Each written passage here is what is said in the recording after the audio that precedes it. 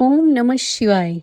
संध्या का वह समय जब सूर्य अस्ताचल की ओर झुकता है, आकाश के कपोलों पर केसरिया रेखाएं खिंच जाती हैं, पवन में मंद सुगंध घुल जाती है और पृथ्वी मानो शिव का नाम स्मरण करने लगती है। उसी पावन बेला को प्रदोष कहा गया है। यह वह क्षण है जब भगवान शिव प्रसन्न मुद्रा में कैलाश से उतरकर लोकों की सुध लेते हैं। यह समय न दिन का है न रात्रि का। यह समय है कृपा का, क्षमा का और मोक्ष का। प्राचीन काल में सौम्यपुर नामक एक समृद्ध नगर था। नगर वैभव से भरा था।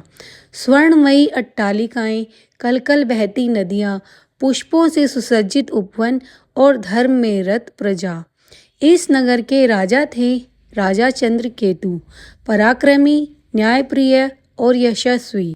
परंतु उनके हृदय में एक अदृश्य शून्य था।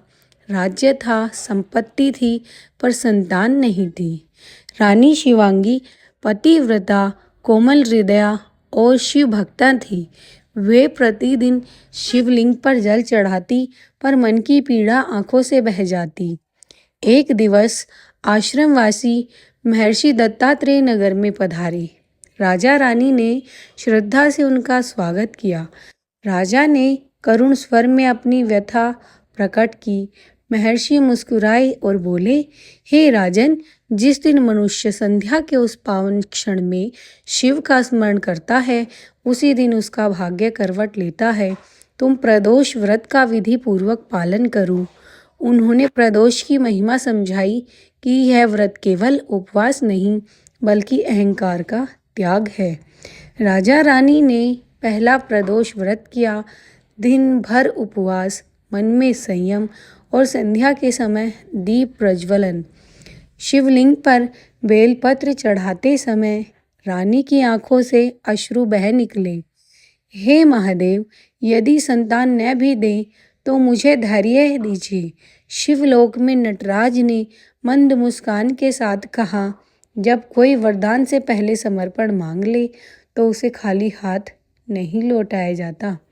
कुछ समय पश्चात सौम्यपुर पर अकाल का संकट आ गया। नदियां सूखने लगी, खेत उजड़ने लगे और इस प्रकार प्रजा व्याकुल हो उठी। राजा ने फिर प्रदोष व्रत रखा, इस बार राज्य की रक्षा के लिए। प्रदोष संध्या में जब शिव आरती गूंजी, तभी आकाश में मेघ उमड़ पड़े, वर्षा हुई, मृदा तृप्त हुई और प्रजा ने जाना, शिव केवल विनाश के देव नहीं, वे करुणा के महासागर हैं।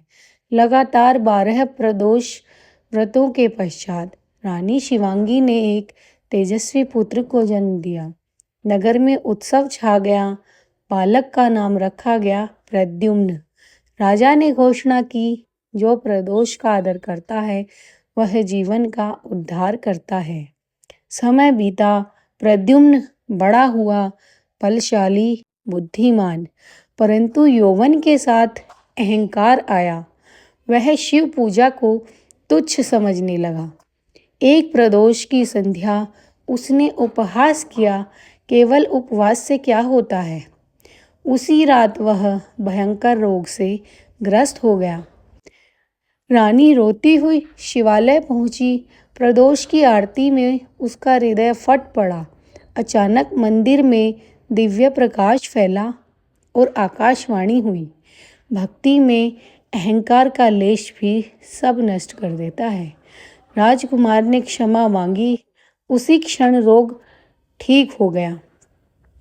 वृद्धावस्था में राजा रानी ने वन में निवास ग्रहण किया। अंतिम प्रदोष पर उन्होंने कहा, हे नीलकंठ, अब कुछ नहीं चाहिए, केवल तुम्हारी शरण। शिव प्रकट हुए और बोले, जिसने प्रदोष को समझा उसने जीवन का सार समझ लिया। तीनों शिवलोक को प्रस्थान कर गए।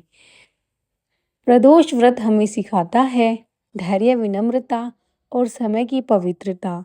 यह व्रत बताता है कि ईश्वर से मांगने से पहले स्वयं को अर्पित करना सीखो। जय जय शिव शंभू।